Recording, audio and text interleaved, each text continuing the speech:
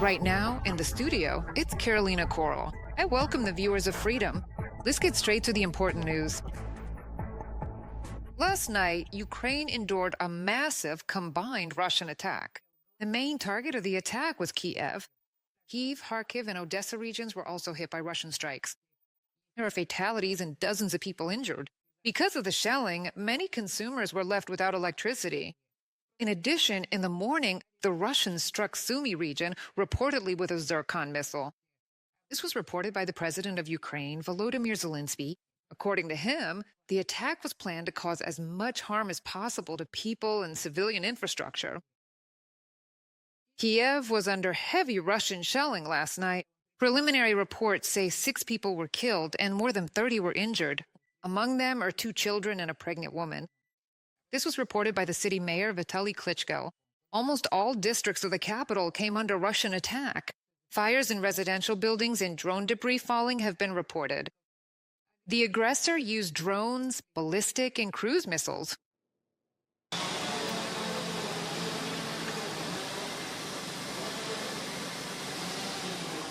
The Russian army started striking Kyiv exactly at midnight. Shaheds literally surrounded the city and began attacking the capital in groups. Residential buildings were burning in almost every district. In Desnyansky, at 3 a.m., residents of this 9-story building heard the sound of an approaching drone. Oksana Shendrik barely managed to run out into the hallway. A direct hit struck the neighboring apartments. A fire broke out there. I could feel it coming so fast. I hear it flying, and it's coming fast. I said, God, it's coming for us. And then there was an explosion. I ran out of the kitchen, glass rained down behind me, and the windows in the room were blown out. Honestly, I thought we had a quiet neighborhood, because basically nothing like this had ever happened before. At this location, 14 people were injured. 2 people were rescued from under the rubble. More than 30 people were brought outside to fresh air. As of now, search and rescue operations and firefighting at certain hotspots are still ongoing. Rescuers put out the fires despite the ongoing threat of new attacks. Nearly 300 rescuers and 500 police officers were deployed to deal with the aftermath of Russia's missile and drone strike on Kyiv. They worked at 22 locations in different parts of the city. Residential buildings, hospitals, diplomatic government facilities, stores, and offices were damaged. The vast majority of the strikes targeted residential neighborhoods. The occupiers once again deliberately targeted civilians. Everyone who can help is working at the sites. Fire and rescue teams, engineering crews, the DSNS Delta Special Units, police investigators, bomb disposal experts, psychologists, and dog handlers are all on the ground. There are police tents at every location. There, people can file a report, get advice, or receive support. Ihor Klemenko, Minister of Internal Affairs of Ukraine, Facebook. In the Opolonsky district of the capital, it took several hours to put out the fire. A direct hit by a drone destroyed 3 apartments. Neighboring buildings are damaged. Almost all residents had their windows blown out and balconies damaged. The first 3 floors were badly burned. 3 people were injured. 1 was hospitalized. 2 received help on the spot. Most residents were in the shelter. Alexander Kruhai miraculously survived, suffering multiple shrapnel wounds to the head. After seeing the doctors, he returned to his apartment to try to save at least something from what was left. Shrapnel wounds. My skin was cut up. Something flew in and hit me on the head. I was lying there covered in blood, but thank God they took me to the hospital. Now I just want to go in and at least grab my documents. 9 districts of Kyiv were affected by the attack. Dozens of apartment buildings were damaged. The National Police of Ukraine reports that about 30 residential buildings have recorded damage. In 2 districts of the city, there were heating outages after the night strikes, reported Kyiv Mayor Vitaly Klitschko. Heating disruptions are noted in the Desnyansky and part of the Podilsky districts. Utility workers are working to restore the heat. We are not seeing any interruptions in the water supply. Vitaly Klitschko, mayor of Kyiv, on Telegram. Kyiv region also came under Russian attack last night. 6 people were injured, including a 7-year-old child. This was reported by the regional military administration. 2 of the wounded remain in the hospital. Their condition is stable. The Russian Federation Army damaged homes and infrastructure facilities in 5 districts. In Bucha district, 9 houses were destroyed. In Balad-Serkova district, civilian production facilities and warehouses were damaged. In Irpin district, 14 private homes were affected. Work to eliminate the consequences is ongoing, and efforts to address and resolve the resulting issues are continuing at this time. 2 people were killed and 7 injured due to a Russian attack on Chornomorsk this morning. According to Oleg Kipper, head of the Odesa Regional Military Administration, the strike was carried out by drones. The city square, store facades, private vehicles were damaged, and the blast wave shattered windows in a college. In addition, at night, the Russians attacked energy facilities and a residential building in Odesa region. As a result of the strike, 1 person was injured and received medical assistance. Elimination. The aftermath of the attack is ongoing. Critical infrastructure in the region is operating on backup power. A fire broke out in the region, which rescuers quickly extinguished. 2 cars were destroyed and another 13 were damaged. Non-residential premises nearby were also damaged. Psychologists from the State Emergency Service provided assistance to local residents. He also received medical assistance in Odessa, as reported by Oleg Kipper. And according to the head of the Regional Military Administration, the strike damaged energy facilities and a residential building. Rescuers quickly contained the fire that broke out, and efforts to eliminate the consequences of the attack are still ongoing. Essential services on Odessa are also operating on backup power. Due to the massive strike on the capital, debris from an Iskander missile damaged the building of the Azerbaijani Embassy. This was reported by President Volodymyr Zelensky.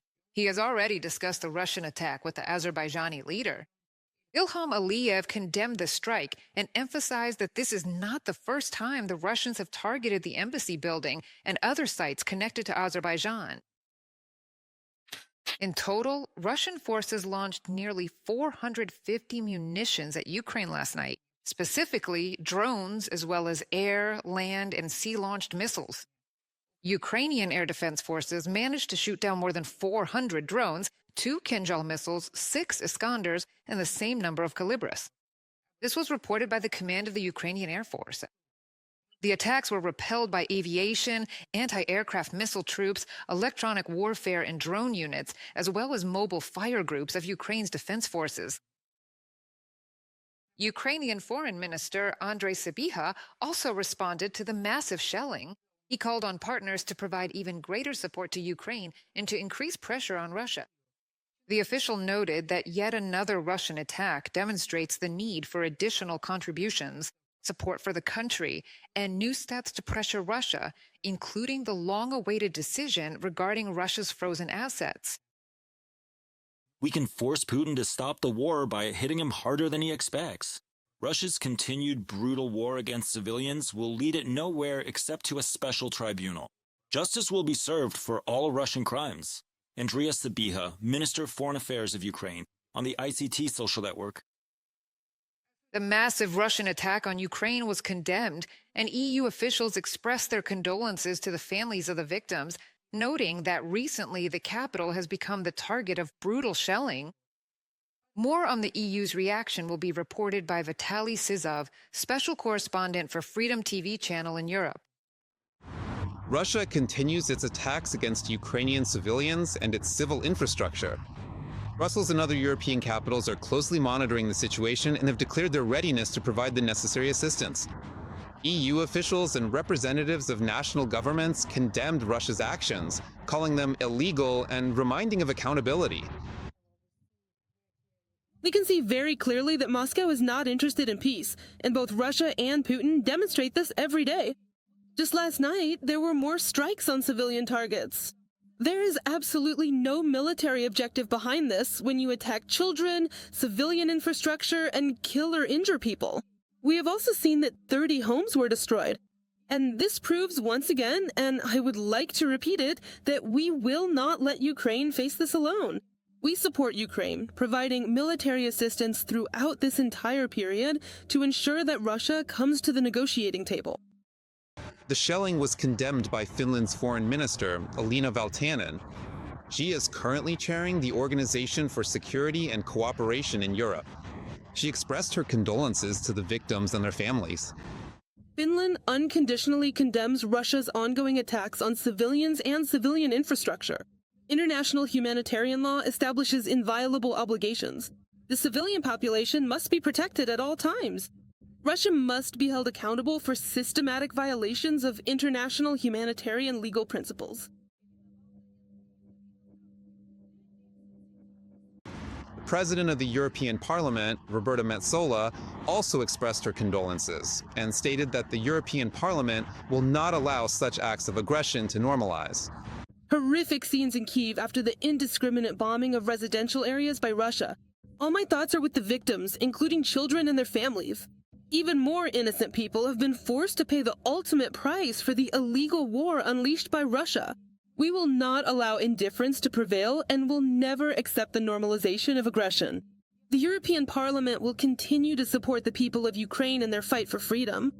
Roberta Metsola, head of the European Parliament, on social network X. K. Words of support for Ukraine were also joined by Spain's Foreign Minister, José Manuel Albares, as well as the Netherlands Foreign Minister, Dilan Yeşilgöz-Zagarias. The attacks carried out by Russia this morning on civilian targets in Kyiv, which continue to result in the loss of life and destruction of infrastructure, are unacceptable violations of international humanitarian law. Spain continues to support Ukraine in the face of this senseless violence. José Manuel Albares, Spain's Minister of Foreign Affairs, on social network X. We express our full solidarity with the residents of Kyiv and Ukraine who endured yet another large-scale Russian attack last night. Russia is deliberately destroying Ukrainian energy facilities across the country. This must be stopped. We must strengthen our support for Ukraine and increase pressure on Russia. David Van Wiel, Minister of Foreign Affairs of the Netherlands, on social network X. The European Union declares its full support for Ukraine, its army, and its energy sector. Brussels pledges not to leave Ukraine alone in the face of Russian aggression. Vitaly Sizov, Russell and Kuzgov from Brussels for the TV channel. Subscribe to The Gaze and stay updated on the most important events, top news from Ukraine and all over the world, in-depth analysis, exclusive reports and interviews, all on hand in our channel. Join our community of viewers and stay tuned.